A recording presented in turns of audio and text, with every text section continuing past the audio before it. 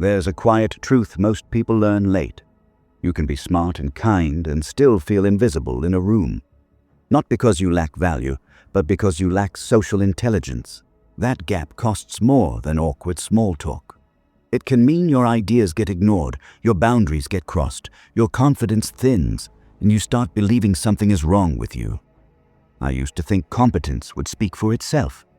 I believed that if I did great work, stayed polite, and kept my head down, people would eventually see me. But life isn't a scoreboard, it's a conversation. People don't decide whether to trust you by reading your resume.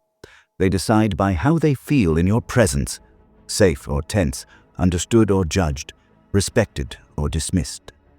I remember one meeting where I prepared meticulously.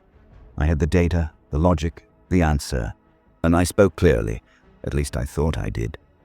When I finished, the room went quiet, not in admiration, but in that silence that says, "Okay, next." Minutes later, someone repeated the same idea in 3 clean sentences, added a smile, and ended with a question.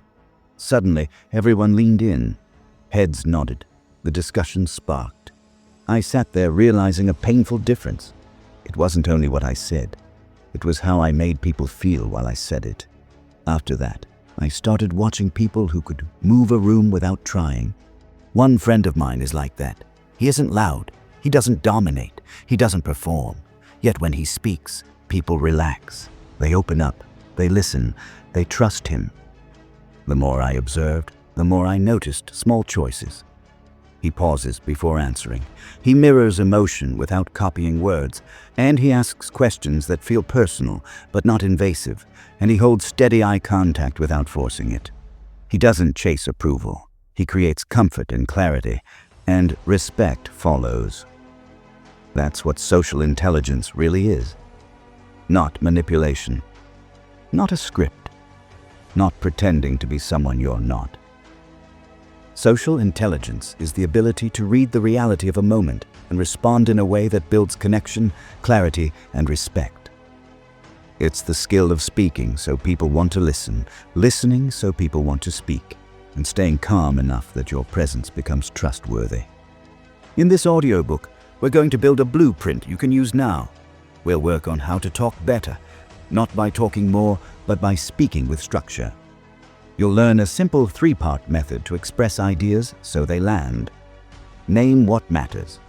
State your point and invite the next step with a question. We'll train your ability to read people through clusters of signals, eye movement, posture, response speed, and tone shifts without turning you into a suspicious detective. And we'll talk about influence the honest way. Not pressure, not dominance, but steady presence and boundaries. I'll also share everyday stories because that's where these skills are tested. Like someone I know who went into interviews with qualifications but kept getting passed over. He wasn't unqualified. He was tense, rushed, and guarded. The interviewers couldn't feel him, and when people can't feel you, they struggle to trust you. After a few weeks practicing breath control, pausing and ending answers with a curious question, the same person walked into the next interview grounded and clear, and he got the offer. If you've ever replayed a conversation at night, wishing you had sounded stronger, if you've ever stayed silent because you didn't want to be judged, if you've ever spoken up and still felt overlooked, I want you to hear this. You're not broken, you're untrained. And training is good news because it means you can change this. So as we begin, make a small commitment. Don't just listen. Practice. Choose one tool from each chapter and try it within the next 24 hours. You'll be surprised how quickly people respond when you shift your timing, your questions, and your calm. And before we dive in, if someone you care about is struggling to connect, constantly misunderstood, or losing confidence in social situations, share this video with them. And it might be the message that helps them feel seen and the blueprint that helps them change their life. Chapter 1. The real foundation. People remember the feeling, not the words. Before charisma, before confidence, before influence, there is one invisible rule that decides how people treat you. They remember the emotional residue you leave behind. They may forget your exact phrasing, your clever point, even your advice, but they will remember whether they felt safe, respected, and understood in your presence, or tense, small, and judged. Social intelligence begins when you stop trying to win conversations and start shaping the climate inside them. I learned this when I confused being right with being effective. I could build a clean argument, stack facts, and deliver it fast. Yet the room wouldn't move. People would nod politely, then drift away, then do what they already wanted to do. Later, someone else would say a simpler version of my idea, with less evidence, and somehow it landed. At first I blamed politics, then personality, then luck. Eventually I noticed the difference wasn't intelligence. It was emotional timing. Most interactions run on 2 channels at once. Channel 1 is content, the topic, the words, the information. Channel 2 is signal, your pace, tone, attention, and intent. Content answers, "What are you saying?" Signal answers, "What is it like to be with you right now?" When those channels conflict, people believe the signal. You can say, "I'm open to feedback," while your tone says, "Don't challenge me," and everyone will hear the second message. You can say, "I care," while you glance at your phone, and you communicate distance. A simple trust formula explains this. Trust grows from warmth plus competence. The warmth means, "You're safe with me." Competence means, "I can handle what matters."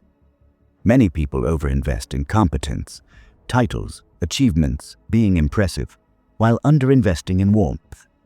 Without warmth, competence feels cold or threatening. Without competence, warmth feels pleasant but unstable. The sweet spot is calm, warmth paired with clear competence. Warmth is not extroversion. It doesn't require jokes, constant smiles, or big energy. Warmth is mostly friction reduction. It's how quickly the other person's nervous system relaxes around you. And that can be trained through small behaviors that cost nothing. Start with pace. Slow your speech and movements by 10%. Not dramatically, just enough to remove urgency. Rushing communicates anxiety, and anxiety makes people defensive. A slightly slower pace communicates self-control. So self-control reads as leadership because it signals, "I won't panic, I won't react. I can hold the moment." Next, practice micro-validation. Validation is not agreement. It is acknowledgement of an internal reality. Simple lines like, "That makes sense," "I can see why that hit you," or "You've been carrying a lot." Tell someone their experience is real to you. When people feel seen, they stop fighting to prove they're right. They start listening. Then, add one clarifying question before your opinion. Most people respond too fast because they're trying to display value. Socially intelligent people delay their own viewpoint to gather context and build connection. Ask, "What part of this is the hardest? What do you want to happen next? What would help right now?" A good question is a quiet form of respect. It says, "So your perspective matters enough for me to understand it fully." A friend of mine struggled with this for years. He's smart, successful, and deeply loyal. Yet at family dinners, he felt invisible.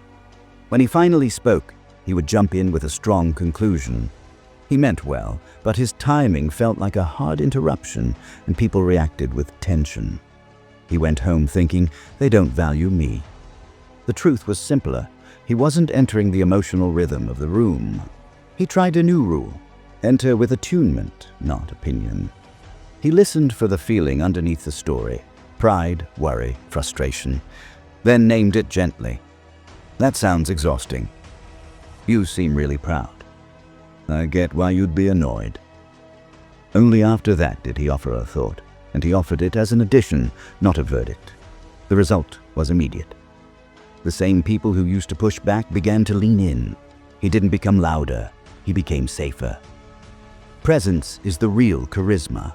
Presence means you're not performing. You're not scanning for status. You're not loading your next line while the other person is still speaking. You are fully there. When someone feels your attention, they feel valued. And when people feel valued, they give you influence without you asking for it. One more skill that separates socially intelligent people from socially anxious ones is repair. Everyone misses cues.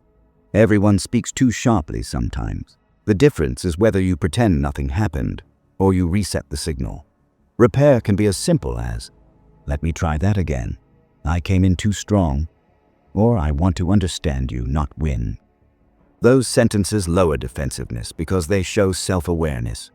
When you practice repair, you stop fearing mistakes, and that calm becomes contagious. People relax because they sense you can handle tension without denial. Try a repair line this week and watch the temperature drop. Try a tiny experiment today. In your next conversation, choose one person and make a private goal. Leave them feeling lighter than when you arrived, not by entertaining them, but by stabilizing the moment. Use the 10% slower pace. Offer one micro-validation. Ask one clarifying question. Then stop. Don't over-explain. Don't chase the perfect ending. Let the calm do the work. You'll discover something counterintuitive. The less you push to be impressive, the more impact you have. Because people don't follow the loudest voice. They follow the person who makes the room feel clear, steady, and human. That is the real foundation, and everything else in this blueprint builds on it. Chapter 2. Talk better. How to speak. So people actually listen.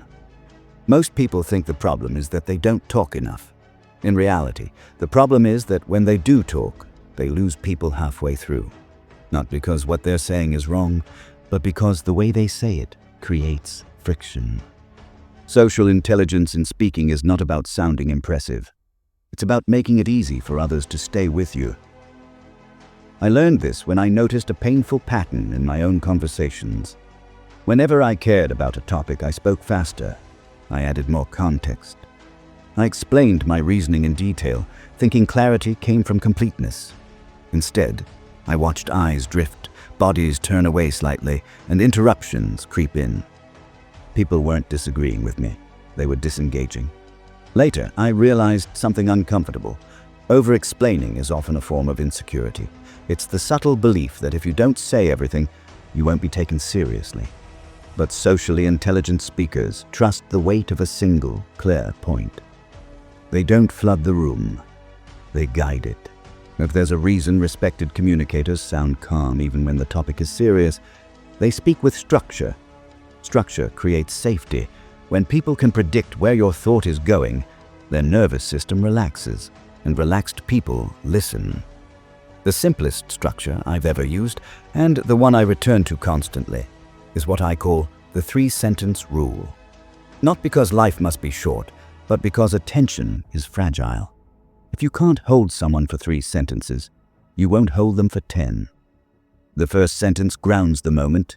It names what matters right now. It shows awareness of context, emotion, or constraint. When you do this, you're telling the other person, "I'm here with you, not inside my head." I once watched a colleague begin a presentation by saying, "I know we're all under pressure to deliver quickly. And no one wants more complexity." That single sentence did more work than 10 slides. Everyone leaned in because they felt understood before being informed. The second sentence is your point. One idea, clean and settled. This is where many people sabotage themselves. They stack arguments, add disclaimers, and dilute their own message. Socially intelligent speakers don't rush, but they don't hedge either. They state what they see. Not, "I might be wrong, but maybe we could consider." Instead, I think the issue isn't effort, it's focus. That difference changes how people hear you. Calm clarity signals confidence without aggression. The third sentence opens the door. It invites response instead of demanding agreement. Influence grows when people feel included, not cornered. Does that align with what you're seeing? What feels risky about this to you? Would it help if we tried this for 1 week? That question transforms a statement into collaboration. You're no longer performing. You're leading a shared thought. I saw the power of this structure in a friend who used to dread speaking at work. He was smart, prepared, and thoughtful, yet meetings drained him. Whenever he spoke, someone interrupted or redirected the conversation. He felt invisible and assumed he lacked presence. We practiced one thing only, saying less, on purpose. At the next meeting, instead of explaining his entire analysis, he said, "We're trying to grow without burning out the team. I think the bottleneck isn't effort. It's unclear priorities. Can I walk through one adjustment and get your take?" No one interrupted. People nodded. The conversation followed him. Nothing magical happened. He just made it easy to listen. Another habit that quietly destroys influence is verbal shrinking. Phrases like "just," "sorry," and maybe feel polite, but when overused, they train others to treat your words as optional. Social intelligence isn't about eliminating softness. It's about choosing it intentionally. There's a difference between humility and hesitation. Humility says, "I'm open." Hesitation says, "I don't trust my own presence." People respond to the signal, not the intention. Try replacing apologies with orientation. Instead of "sorry, this might be dumb," say, "let me frame this clearly." Instead of "just a thought," say, "here's what I'm noticing." You're not becoming arrogant. You're becoming anchored. This matters outside of work too. In personal relationships, unclear speech creates confusion and resentment. I once watched someone try to set a boundary by talking around it for 10 minutes. The other person left unsure what was being asked. When boundaries are buried in explanations, they're easy to ignore. Clear speech is kind speech. One sentence to ground, one sentence to state, one sentence to invite. That structure works everywhere: dates, conflicts, texts, family conversations. Especially conflicts. When emotions rise, structure keeps you from reacting. It slows you down just enough to stay in control. Here's a small exercise. For the next 24 hours, answer every meaningful question using 3 sentences or fewer. Don't rush. Don't decorate. Let silence do some of the work. You'll notice people respond differently. They won't just hear you. They'll feel steadier around you. And that's the point. Talking better isn't about dominating conversations. It's about creating clarity without tension. When people feel calm around your words, they trust your direction. That trust is the beginning of real influence. In the next chapter, we'll build the second pillar of social intelligence: how to read people accurately through clusters of small signals, without guessing, without paranoia, and without turning every interaction into a test. Chapter 3. Read people. The quiet signals behind every conversation. Once you learn to speak with clarity, the next skill that changes everything is learning to read the room. Not in a creepy, mind-reading way. Not as a human lie detector. Social intelligence isn't about catching people, and it's about understanding them so you can respond to what's real, not what you assume. For a long time, I missed this. I only listened to words. If someone said, "I'm fine," I took it literally. If someone said, "sure," I heard agreement. Then I'd be shocked when they disappeared, resisted, or exploded later. What I didn't understand is that words are often the least honest part of a moment. People use words to stay polite. Their bodies speak louder. The problem is, most of us either ignore signals or we overinterpret them. We see one cue, crossed arms, a short reply, a glance away, and we jump to conclusions. They hate me. They're lying. They're disrespecting me. That's anxiety pretending to be insight. Real social intelligence reads patterns, not single signs, and it confirms gently instead of accusing. There are 4 quiet signals I pay attention to first. The first is eye behavior. Not some dramatic, "if they look left, they're lying" myth, but simple presence. Do their eyes stay engaged when you speak, or do they keep searching for escape? Do they soften when you validate them, or do they tighten? When someone's eyes relax, their guard is lowering. When their eyes dart, they're scanning for danger. Sometimes danger isn't you, it's stress in their own life. The second signal is response speed. Some people respond quickly because they're confident. Others respond quickly because they're anxious. But a sudden change is meaningful. If someone was responsive and now becomes delayed, clipped or unusually formal, something shifted internally. That shift might be discomfort, fatigue, distraction, or doubt. Don't label it yet, just notice it. The third signal is body orientation. People lean toward what they want and angle away from what they don't. Feet and shoulders often tell you more than words. In a group, watch who turns toward whom when a topic comes up. In a one-on-one, watch whether the person stays open or starts protecting their space. The fourth signal is tone change. Humans are musical. When someone's voice drops, tightens, speeds up, or loses warmth, it's usually emotional. This is why texting causes so many misunderstandings. You lose tone. In real conversation, tone is the emotional headline. Here's where it becomes powerful. You never read one signal alone. You read clusters. If someone looks away once, it might mean nothing. If they look away, respond slower, and angle their body away, now you have a cluster that suggests disengagement or discomfort. Clusters reduce paranoia because they require evidence. I remember a conversation with a friend who I thought was upset with me. He was quiet, gave short answers, and didn't ask questions back. My old brain would have spiraled. I annoyed him. Instead, I slowed down and gathered signals. His eyes weren't sharp. They were tired. His shoulders were heavy, not defensive. His tone wasn't irritated. It was flat. That cluster didn't scream anger. It screamed exhaustion. So I tested it with a soft check. You seem a bit drained today. Is it one of those weeks? He exhaled, almost relieved, and said, Yeah, my dad's been in and out of the hospital. In that moment, I realized how many relationships break simply because we guess wrong. I could have taken it personally and pulled away. Instead, I offered support, and our trust grew. That soft check is the missing piece most people never learn. Socially intelligent people don't just observe, they verify with respect. They ask questions that invite truth without forcing it. A useful line is, I might be reading this wrong, but... It lowers defensiveness because it gives the other person an easy exit. Another line is, do you want to talk about it, or would you rather take a break from it? That respects their autonomy.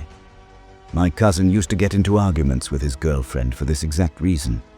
He would interpret her silence as punishment, and she would interpret his pushing as pressure. They weren't bad people. They were bad readers. When he learned to say, You're quiet, are you upset with me? Or are you just overwhelmed? The fights shrank. Half the time she'd say, I'm just overwhelmed. The other half she'd say, Yes, I'm upset, but I don't want to explode. That single question replaced guessing with clarity. There's another truth. Reading people is also reading yourself. If you're insecure, every neutral signal feels negative. If you're angry, every delay feels disrespectful. Social intelligence means checking your internal filter before you interpret the outside. Ask, what story am I making up right now? That question alone can save you from unnecessary damage. Practice this skill in low-stakes places. In a meeting, now notice who becomes more animated when a certain topic appears. In a family conversation, notice who withdraws when the energy gets sharp. You're not judging, you're training pattern recognition. And then use one gentle verification. Not a confrontation, not a diagnosis, just an invitation. Did I land that the wrong way? What's your hesitation? What do you need from me right now? These are social intelligence questions. They turn confusion into connection. When you can read people accurately, you stop chasing approval. You stop taking everything personally. You stop fighting shadows. You start responding to reality, and reality is where influence lives. Because the most charismatic people aren't the loudest. They're the most deeply attuned. They make others feel understood, and understood people naturally trust, open up, and follow. Chapter 4. The likability switch. How people instantly feel comfortable around you. There's a moment in every interaction where the other person decides, usually without realizing it, whether they feel comfortable with you or guarded. That decision happens fast. often within the first few exchanges. And it has very little to do with how impressive you sound. It has everything to do with whether their nervous system relaxes or stays alert around you. This is what many people misunderstand about likability. They think it's about being funny, agreeable, or endlessly positive. But true likability is not entertainment, it's regulation. It's the quiet ability to lower emotional tension so people feel safe being themselves near you. I used to believe I wasn't naturally likable. I wasn't loud. I didn't dominate rooms. And I didn't always know what to say. What I didn't realize was that likability isn't about adding energy. It's about removing friction. Once I understood that, everything changed. The fastest way to activate likability is something I call the switch: validation, specificity, and shared reality. When these three are present, people open up almost automatically. Validation comes first. Not agreement. Validation. This is crucial. Validation says, your reaction makes sense, not you're right. Most people skip this step because they're afraid it means surrendering their position. In reality, validation gives you influence. When someone feels emotionally acknowledged, their need to defend themselves drops. They listen more. They soften. A simple validation sounds like, "I get why that frustrated you." That's a lot to carry. Anyone in your position would feel torn. These sentences don't solve anything. They stabilize the emotional field, and once the field is stable, solutions become possible. I watched this play out with a close friend who always clashed with his younger brother. Every conversation escalated into debate. One night, instead of correcting him, my friend said, "I can tell you feel overlooked, and that hurts." The room went quiet. His brother didn't argue. He talked. Years of tension eased in minutes. Not because someone won, but because someone finally felt seen. The second element, specificity. Vague kindness feels shallow. Specific recognition feels real. Instead of "good job," say, "I appreciate how you stayed calm when that got tense." Instead of "you're great," say, "You explain things in a way that makes people feel included." Specificity tells people you're paying attention. Attention is rare, and rarity creates value. Think about the last compliment that stayed with you. It probably wasn't generic. It likely described something precise about how you showed up. That's because specificity bypasses suspicion. It doesn't feel like flattery. It feels like truth. The third element is shared reality. This is where connection deepens. Shared reality means naming something both of you are experiencing in the moment. This room is intense today. That was an awkward silence. We're both trying to figure this out as we go. When you name shared reality, you reduce isolation, and the other person stops feeling alone in the moment. I once met someone for the first time who immediately said, "These networking events always feel a bit fake to me." I laughed, not because it was clever, but because it was honest. In one sentence, he collapsed the wall between us. We were no longer strangers performing roles. We were two people inside the same situation. Here's the important part. These elements must be subtle. Overdoing validation sounds patronizing. Overdoing praise sounds manipulative. Overdoing shared reality turns into complaining. Social intelligence is about calibration. One sentence is often enough. Another mistake people make is trying to be liked by being endlessly agreeable. They nod, smile, and suppress their real reactions. This creates a strange effect. People feel something is missing. Mean authenticity is part of likability. You don't need to mirror opinions. You need to mirror humanity. I had to learn this in dating. I thought being likable meant never disagreeing. But what actually created attraction was calm honesty. Saying, "I see it differently," without heat or defensiveness, made conversations richer. People don't trust perfection. They trust coherence. Here's a small practice. In your next 3 interactions, consciously do one of the following. Validate an emotion, offer a specific observation, or name shared reality. Don't do all 3. Just one. Then pause. Let the moment breathe. Watch how the other person responds. You'll notice a shift, less tension, more openness, more ease. That ease is the foundation of charisma, because charisma isn't about being fascinating. It's about making others feel comfortable being real around you. When people feel comfortable, they talk more. When they talk more, you understand them better. And understanding is the doorway to influence. In the next chapter, we'll build on this by learning how to create conversational gravity, how to make people want to stay in the conversation without forcing it. Chapter 5. Conversational gravity. How to make people want to stay without trying. Some people don't talk much, yet conversations seem to orbit around them. Others speak often, but the energy slowly leaks away. The difference isn't personality, it's gravity. Conversational gravity is the pull that makes people stay present, lean in, and keep engaging without you chasing attention. I misunderstood this for years.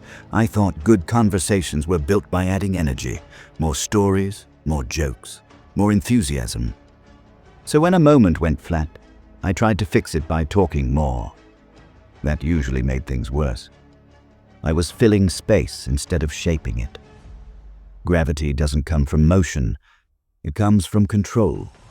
Socially intelligent people understand rhythm. They know when to speak, when to pause, and when to let silence do the work. Silence, when used well, is not awkward. It's powerful. It creates contrast, and contrast creates focus. Think about the last conversation that felt meaningful. Chances are it wasn't rushed. There were pauses, moments where someone stopped, considered their words, and spoke with intention. Those pauses told your nervous system, this is safe. You don't need to perform. The first skill that creates conversational gravity is the pause.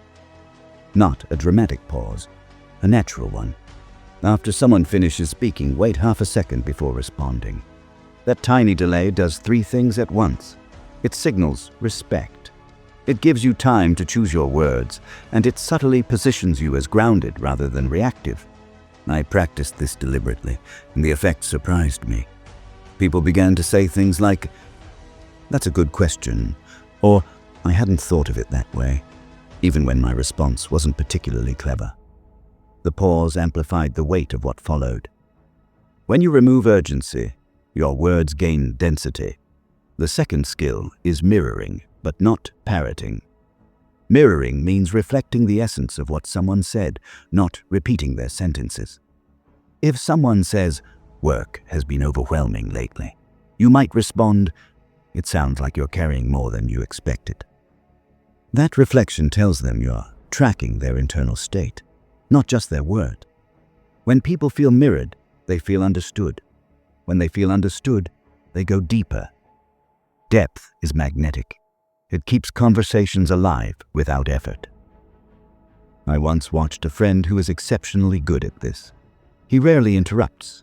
He reflects one feeling, then waits. The other person almost always continues, often saying, "Yeah, exactly," before sharing something more personal.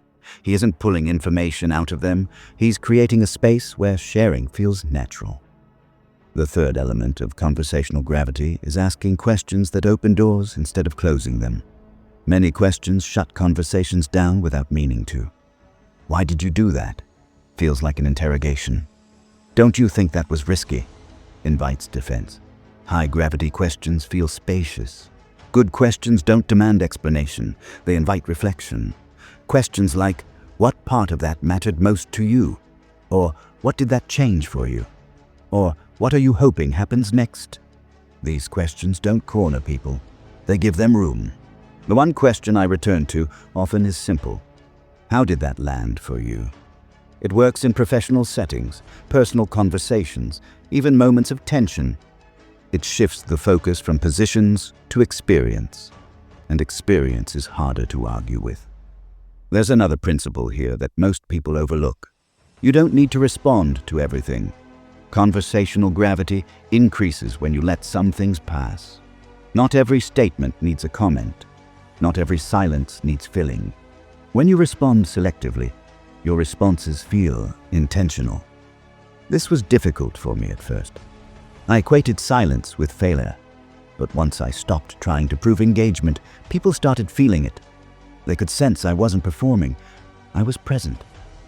I saw this clearly in a difficult conversation with someone close to me. They were emotional, speaking quickly, or circling the same point. My instinct was to calm them by explaining. Instead, I paused, mirrored one feeling. "You feel trapped right now," and stayed quiet. They stopped. They breathed. Then they said something new. The conversation shifted because I stopped steering and started holding. Here's a simple practice to build gravity. In your next conversation, choose one tool only. Pause, mirror, or ask one open question. Don't combine them. Let that single move shape the interaction. Notice how the other person adjusts. You'll feel the pull strengthen. Conversational gravity isn't about being fascinating. It's about being steady. When people feel steady around you, they trust the space you create. And when they trust the space, they stay. In the next chapter, we'll talk about how this gravity turns into influence, how calm presence and clear frames allow you to guide situations without force or manipulation. Another layer of conversational gravity is emotional pacing. Many conversations lose energy not because they're boring, but because they move at the wrong emotional speed. Some people rush past feelings before they're processed. Others linger too long and drain the moment. Socially intelligent speakers learn to pace emotions the same way musicians pace sound. When someone shares something personal, resist the urge to immediately elevate or fix it. Let it breathe. A simple response like, "That sounds heavier than you expected," followed by silence, often invites a deeper truth. Depth doesn't come from clever follow-ups. It comes from patience. Well, I noticed this in myself when conversations felt shallow. I was unconsciously steering them toward interesting instead of real. Once I slowed down and allowed moments of quiet after emotional statements, people naturally went deeper. Not because I pushed, but because I stopped interrupting the process. Another underrated aspect of gravity is emotional consistency. People are drawn to those who feel emotionally predictable in a good way. Not flat, but stable. If your reactions swing wildly depending on mood, people stay guarded. When your responses are calm, even under tension, people trust the space you create. This is why people often describe certain individuals as grounding. It's not what they say, it's what they don't do. They don't rush. They don't overreact. They don't hijack the moment with their own story. Their restraint creates gravity. There's also a powerful distinction between curiosity and interrogation. Curiosity feels open. Interrogation feels directional.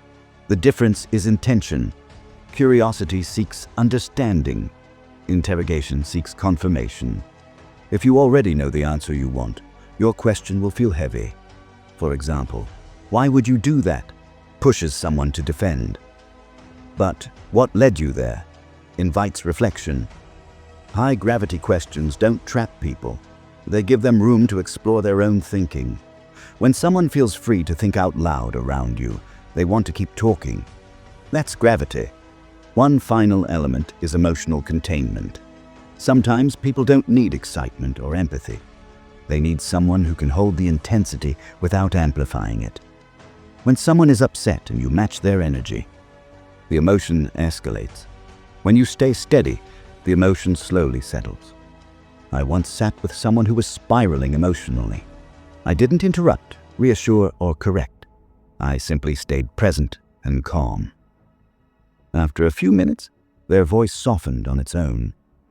That's not coincidence. Nervous systems sync. The calmest one often leads. Conversational gravity isn't about being magnetic. It's about being stable enough that others don't feel the need to brace themselves. And when people don't brace, they stay. Chapter 6. Instant Influence. How calm presence becomes authority. Most people think influence comes from force, being louder, more confident, more certain than everyone else. In reality, the strongest form of influence is often the quietest. It comes from emotional control and clarity, not pressure. When you can stay calm while others react, you naturally become the reference point in the room. I didn't understand this at first. I thought influence meant convincing people. So when someone disagreed, I leaned in harder. I explained more. I defended my position. What I didn't realize was that every defensive move weakened my authority. The more I tried to prove myself, the less grounded I sounded. Influence begins with what psychologists call framing, the way a situation is defined before decisions are made. Whoever controls the frame controls the conversation, and the most powerful frames are delivered without tension. One simple frame is the clarity frame. Instead of arguing details, you name the core issue. Let's separate the emotion from the decision. The real question here is timing, not effort. When you do this calmly, people stop circling and start focusing. You're not opposing anyone, you're organizing the moment. Another frame is the standards frame. This is how you communicate self-respect without aggression. I'm happy to discuss this, but I'm not going to do it in a rushed way. I care about the outcome, so I want us to be precise. Standards tell people how to treat you. If you don't state them, others will set them for you. The third frame is calm authority. This one is subtle. It's not what you say, but how you say it. Calm authority shows up when you respond instead of react. When someone pushes, you slow down. When someone raises their voice, you lower yours. This creates contrast. Contrast creates influence. I saw this clearly in a tense work conversation where two people were competing for control. Voices rose. The energy tightened. One person stayed quiet until the room ran out of steam. Then he said, "Let's pause for a second. We're all trying to solve the same problem." The shift was immediate. He didn't win the argument. He won the room. Instant influence doesn't require dominance. It requires regulation. The person who can regulate themselves becomes the emotional anchor for others. This also applies in personal life. In relationships, influence isn't about winning fights. It's about setting a tone that invites resolution. And I once watched a friend completely change a recurring argument simply by saying, "I want to understand you, not win this." That sentence lowered defenses more effectively than hours of explaining ever had. A key mistake people make is trying to influence while emotionally activated. When your heart rate is up, your words lose precision. You may sound sharper than you intend, or softer than you mean. Socially intelligent influence waits until the body settles. Even a single deep breath can change how your message lands. Here's a practice. The next time you feel the urge to jump in and correct someone, pause. Ask yourself, what frame would help here? Not what argument, but what frame? Is clarity needed? Is a boundary needed? Is calm needed? Then speak from that frame in 1 or 2 sentences. Stop there. Influence grows when people experience you as steady. They may not agree with you immediately, but they'll respect you. And respect is what makes influence last. In the next chapter, we'll take this further by learning how to set boundaries that increase respect instead of creating conflict. One of the most misunderstood aspects of influence is timing. Many people speak too early, before the emotional dust settles. Others speak too late, after momentum is gone. Social intelligence teaches you when not to speak, which is often more important than knowing what to say. When tension rises, the most influential move is often restraint. Silence, when intentional, reframes the moment. It signals confidence. It tells others you're not threatened by disagreement or urgency. That pause gives you leverage, not because you demand it, but because you don't chase it. Influence also depends on emotional congruence. If your words say one thing but your body signals another, people trust the body. You can say, "I'm open," but if your jaw is tight and you're breathing shallow, the message doesn't land. Authority comes when your internal state matches your external message. This is why breath control matters. A slow exhale before speaking lowers your heart rate and steadies your voice. That steadiness changes how people hear you. Calm voices sound certain even when they ask questions. Agitated voices sound unsure even when they state facts. Another key element of influence is choosing which battles to enter. Socially intelligent people don't respond to everything. They let small things pass and step in only when it matters. Selectivity increases perceived authority. If you comment on everything, nothing you say feels weighted. I learned this by watching leaders who rarely spoke, yet everyone listened when they did. Their silence wasn't absence, it was calibration. When they finally spoke, it felt deliberate. That deliberateness is influence. Framing also works inward, not just outward. The way you frame a situation to yourself affects how you show up. If you tell yourself, "This is a confrontation," your body prepares for defense. If you reframe it as, "This is a clarification," your nervous system stays regulated. Influence starts internally. There's also power in naming process instead of content. Saying, "We're talking past each other," or "Let's slow this down," shifts the conversation without attacking anyone's position. You're not arguing the point, you're adjusting the container. In personal relationships, this is transformative. Instead of defending yourself, you name the dynamic.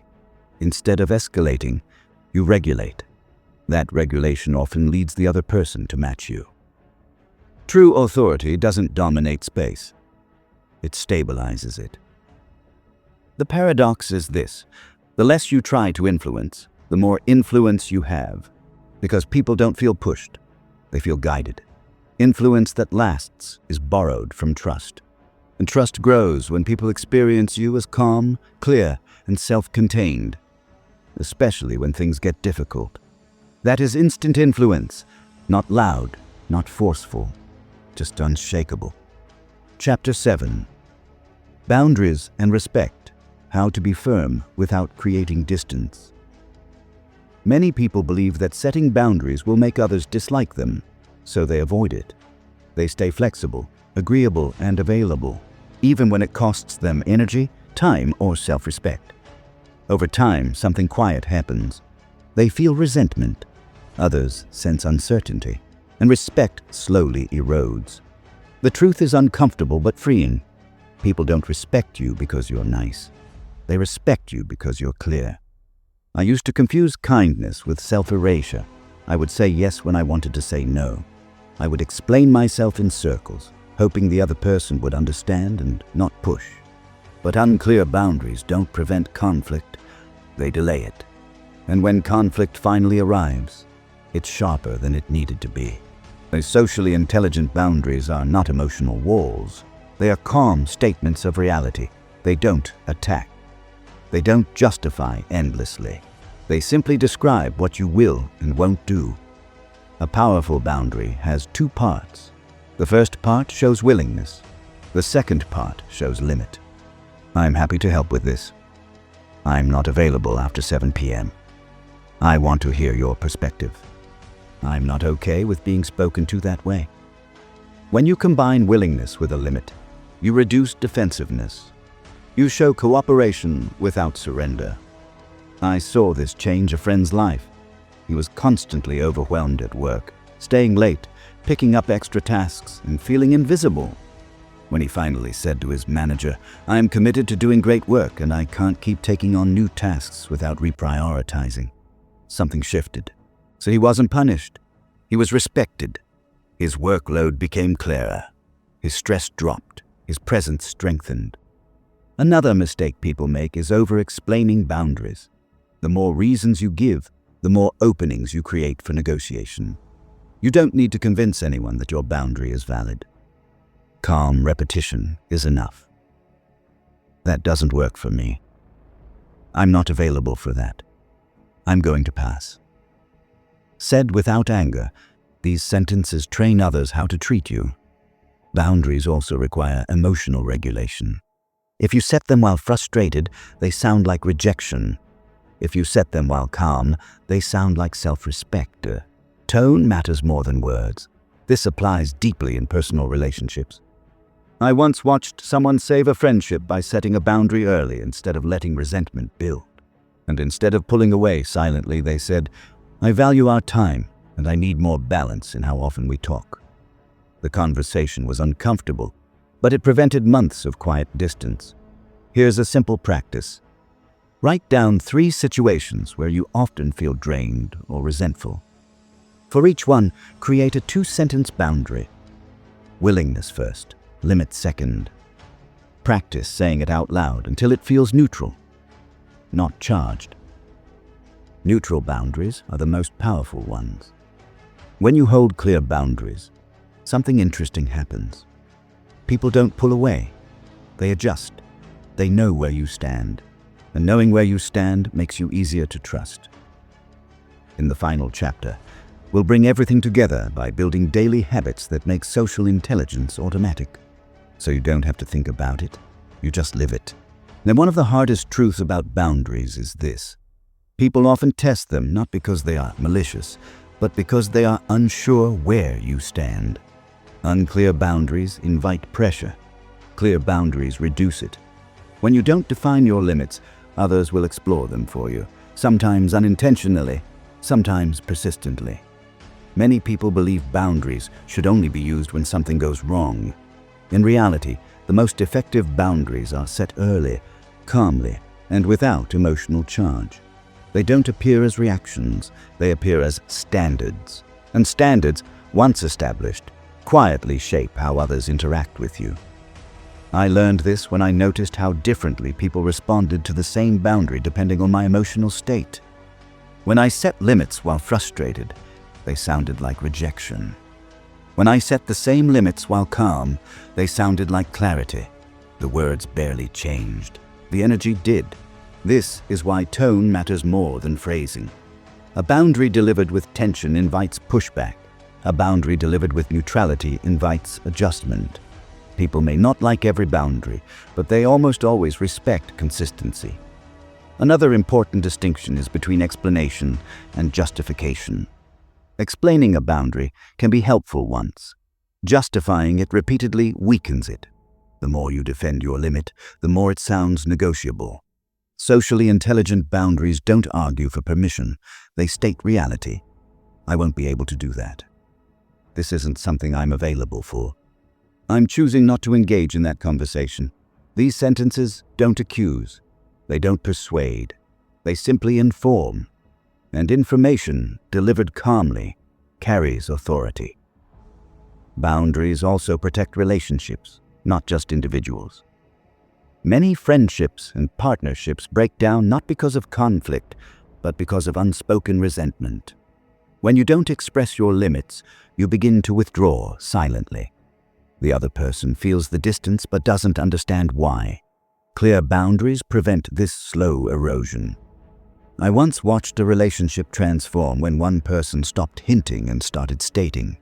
Instead of hoping the other would notice, they said, "I need more balance in how often we talk." The honesty was uncomfortable, but it created relief on both sides. One person stopped feeling drained. The other stopped guessing. There's also a deeper layer to boundaries. Self-boundaries. These are the limits you set with yourself. How quickly you respond. How much emotional labor you take on. How often you override your own needs to keep the peace. External boundaries collapse when internal boundaries are weak. Social intelligence includes knowing when to step back, when to rest, and when to say nothing. Not every message needs a reply. Not every emotion needs to be absorbed. Protecting your energy is not selfish. It's necessary if you want to remain grounded and present. Here's a simple reframe that helps many people. Boundaries are not something you do to others. They are something you offer to the relationship. They tell others how to stay connected to you without causing harm. When you hold boundaries consistently, people learn how to relate to you. They stop testing. They stop guessing. They relax into the structure you provide, and that structure creates respect. In the long run, people don't distance themselves from your boundaries. They distance themselves from your resentment. Clear boundaries prevent resentment from forming. That's why they are one of the highest forms of social intelligence. When you can say no without guilt, yes without fear, and remain emotionally steady throughout, you don't just protect yourself. You become someone others trust, rely on, and respect. And that respect doesn't come from force, it comes from clarity. Chapter 8. Social Intelligence. Habits. How to change. How people see you in 14 days. Social intelligence isn't built in dramatic moments. It's built in small, repeated behaviors that quietly reshape how people experience you. That's why insight alone doesn't change your social life. Habits do. When your responses become consistent, people stop evaluating you moment by moment. They start trusting you by default. Most people try to improve their social skills by waiting for big situations, important meetings, difficult conversations, high-stakes interactions. But pressure is a poor teacher. The real transformation happens in low-stakes moments. Short conversations, casual check-ins, brief exchanges where your nervous system isn't overloaded. The first habit is daily emotional orientation. Before you speak, take one breath and ask yourself, what's happening emotionally here? Not what should happen, but what is happening. Is the energy tense, tired, rushed, hopeful? This single question aligns you with reality. When you speak from reality, your words land. I started doing this before phone calls. One breath, one scan.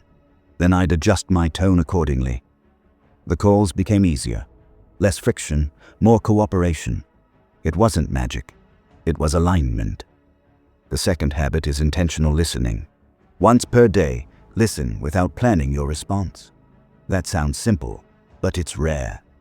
Most people listen to reply, not to understand.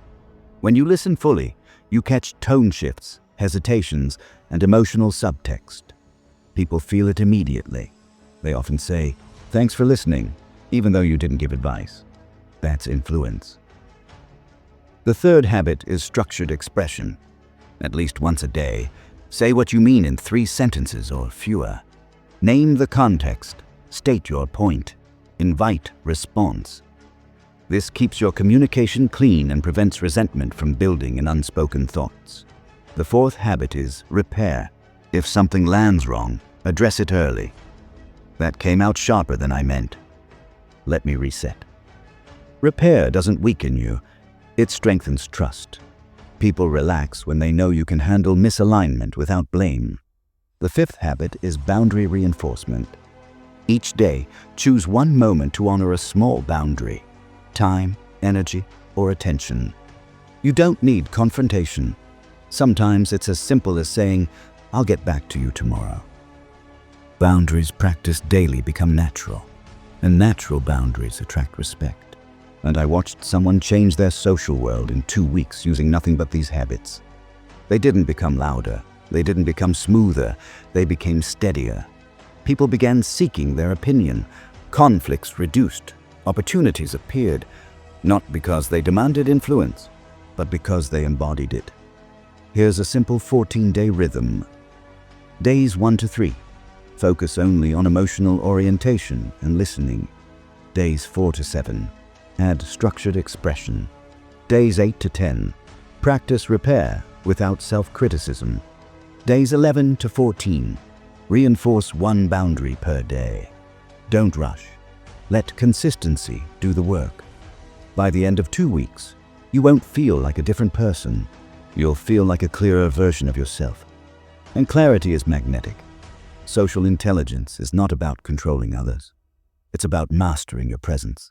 So when your presence is calm, clear, and grounded, people respond differently without knowing why. They trust you. They respect you. They follow your lead. That's the real blueprint. If there is one idea to take away from this audiobook, it's this. Social intelligence is not about becoming someone else. It's about becoming more fully yourself, without the noise, the anxiety, and the self-doubt that distort how others experience you. When you strip those away, what remains is clarity, and clarity is power. Throughout this blueprint, we didn't talk about tricks, manipulation, or surface-level charisma. We talked about something deeper and more durable, how people feel around you. Because long after a conversation ends, that feeling is what shapes trust, respect, and influence. People don't follow the smartest voice in the room. They follow the steadiest one.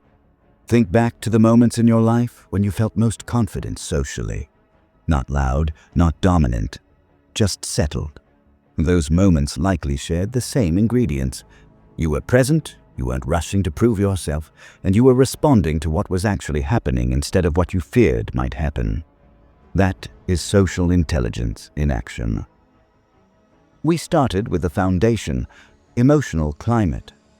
Learning to slow down, validate, and ask before asserting isn't weakness, it's leadership. You create safety first because safety is what opens people to influence. Without it, even the best ideas bounce off closed nervous systems. Then we learned how to talk better, not by adding more words, but by using structure. Clear speech is respectful speech. When you name the moment, state your point, and invite response. You turn conversations into collaboration instead of competition. You stop performing and start guiding. From there, we moved into reading people. Not guessing, not projecting, but observing patterns and confirming gently. This skill alone can save relationships, careers, and years of unnecessary self-doubt. When you stop misreading silence as rejection or hesitation as disrespect, you stop fighting problems that don't exist. You respond to reality, and reality responds back. We explored likability, not as charm or approval seeking, but as emotional regulation. Validation, specificity, and shared reality are not techniques. They are signals that say, "You're safe here." And when people feel safe, they become real. Real conversations are where trust is built. We talked about conversational gravity, how pauses, mirroring, and thoughtful questions make people want to stay. Not because you entertain them, but because you hold space without tension. But in a world addicted to noise, that steadiness feels rare. Rare things carry weight. Then we stepped into influence, reframing it not as force, but as presence. Influence grows when you can remain calm in moments of pressure, when you can define the frame instead of reacting inside someone else's. Authority doesn't come from being right. It comes from being regulated. Boundaries followed naturally. Clear boundaries don't push people away. They show people where you stand. They prevent resentment and build respect. When you combine warmth with limits, you become trustworthy. People know what to expect from you, and predictability is a form of safety. Finally, we turned all of this into habit. Because insight fades, but habits stay. Social intelligence becomes effortless when your nervous system learns a new baseline. Calm, clear, and present. When that happens, people stop evaluating you moment by moment. They trust you by default. Here's what I want you to remember as you leave this audiobook. You don't need to be more impressive. You need to be more grounded. You don't need to dominate conversations. You need to stabilize them. You don't need to chase influence. Influence comes when people feel better after interacting with you than they did before. This is not about winning social situations. It's about no longer losing yourself inside them. If you practice even one principle from this blueprint consistently, you will notice change. People will interrupt you less. They'll listen more. They'll seek your input. Not because you demanded attention, but because your presence earned it. So take this forward in a simple way. Choose one habit, one pause, one validation, one clear sentence, one calm boundary. Let it compound. Social intelligence grows quietly, but its effects are loud in the places that matter. Your relationships, your confidence, and the way you move through the world. Thank you for spending this time with me. If this audiobook helped you see yourself and others more clearly, keep practicing. And if you know someone who feels invisible, misunderstood, or socially drained, share this with them. It might be the blueprint that helps them step into the respect and influence they've always deserved.